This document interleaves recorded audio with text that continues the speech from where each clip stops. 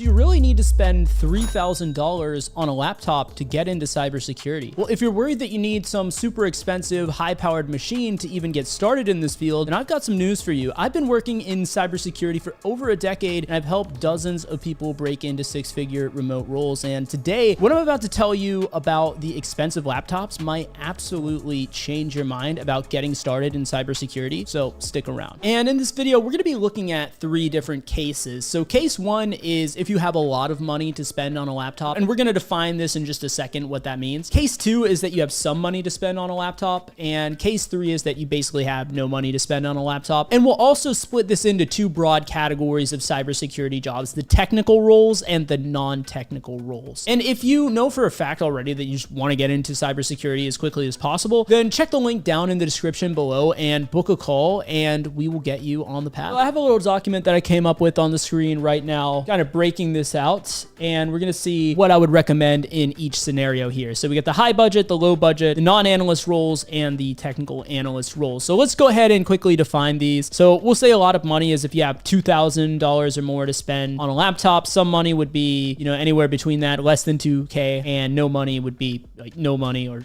maybe very, very little. Now, with that out of the way, let's start by saying you want a technical role. So with a technical role, the thing is you're going to be doing a lot more technical stuff, right? You're going to need more computing resources in order to do the job, chances are, versus someone that's in a non-technical role. So in that case, if you are gunning for a technical role and you do have a lot of money to spend, I would recommend a MacBook Pro for the majority of people. Now, there is a caveat to this. If you want to do something that is very low level, for example, if you don't even know what I'm talking about here, don't worry about it. But if you wanted to do something like exploit development on Intel systems and you don't have an Intel system, you got a MacBook instead, that's going to be a bit of an issue. That is very niche, very rare. So like I said, for most of you, you don't even have to worry about that. So in general, I would say if you're gunning for an analyst role and you have a lot of money to spend, a MacBook Pro is going to be your best bet. Because even if for some reason on a once in a blue moon, you need access to a Windows system, or maybe even want to play around with a lab of some Windows systems, well, for one thing, they are coming up with some ARM-based systems that will work on Mac, basically, is what you need to know. Even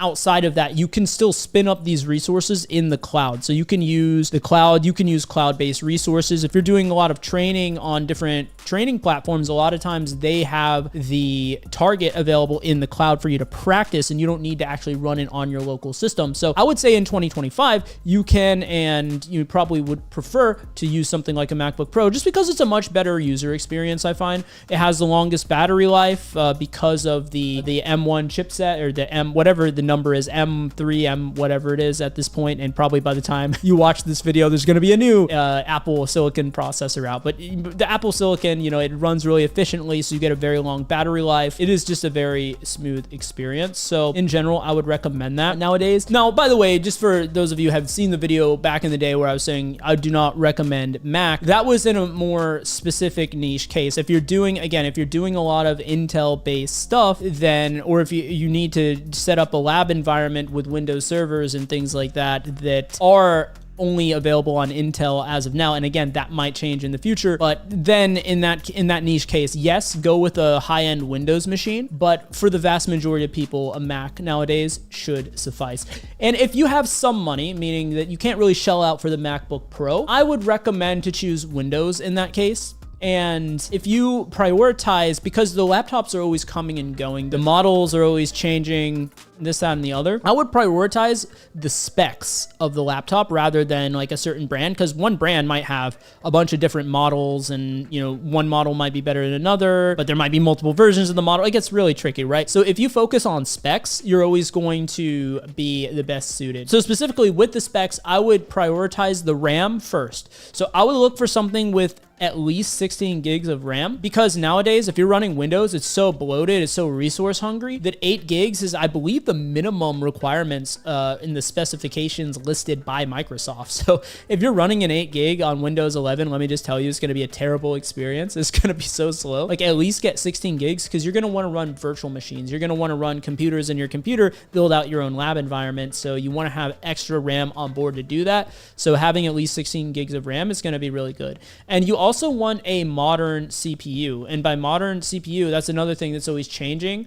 And so I would really look at any of the newer models out there, or tend to have like, more modern CPUs, obviously, but anything like AMD Ryzen is something to look for. Intel i5 or i7, if it's a laptop that came out within the last, I don't know, 2-3 years, you should be good to go on that front. Since we're talking about the technical analyst role side, you might want to, this is an optional thing, but you might want to have like an NVIDIA GPU or a AMD GPU, like basically a dedicated graphics card, not an integrated graphics card, meaning there's actual dedicated extra graphics card added on to that laptop, because it's going to be more powerful for things like password cracking and things like that if you need it, depending on what specific technical analyst role you want to get into. But if you're not sure and you just know you want to do something technical, I would play it safe. I would get something that has a dedicated graphics card to it as well. Now, obviously, if you don't have any money, you can't buy a laptop. So are you dead in the water? What does that mean? Well, actually, this is not as much of a problem as you may think.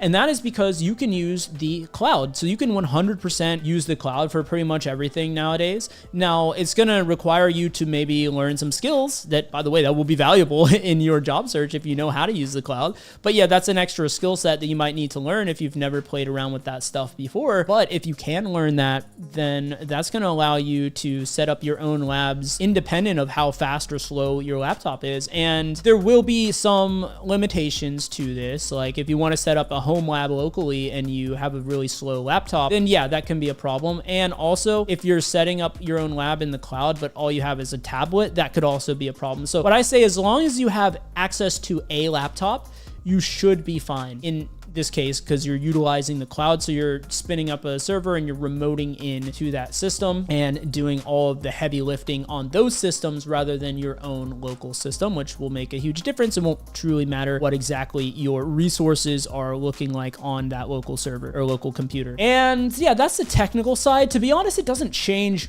all too much for the non-analyst roles, but there are some notable differences that I'll call out. So if you have a lot of money, once again, I would go with a MacBook Pro. And certainly on the non-analyst side, you don't have to worry even nearly as much about if there's going to be any issues on this side, because, well, you're going to be solid there. Now, I will say though, no matter what happens, like if you land a cybersecurity job at like any decent sized company, they will be issuing your laptop to you. So I would say whether you choose Mac or Windows, don't be too married to either one or the other, because most likely in the corporate environment, they're going to assign you a Windows computer. So if your entire existence of knowing how to use computers is Mac based, it might be a bit of a learning curve for you to adjust once you get your company laptop. You might be a little bit at a disadvantage there if you don't learn it. And honestly, in cybersecurity, I would say it's good to learn all the operating systems. Like learn Linux as well. Learn Mac, Windows, Linux, all of that, and you're gonna be good to go. Be adaptable and everything. But if you have the choice, I would say, and you have the money, I would say go for a MacBook Pro just for the best user experience, like I mentioned earlier. And if you have some money, anything less than 2K, I would say almost the exact same things, with the caveat of, except for the RAM and the CPU, the GPU is not so important in this case, because you're probably not gonna need to do password cracking if you're working in like GRC or something like that. And yeah, you're probably not really gonna get use out of having a dedicated graphics card, so it probably won't matter as much. No money and you want to get into a non-analyst role, well, pretty much any device would work in that case. Honestly, even your cell phone or your tablet, because it's mostly about the policy side.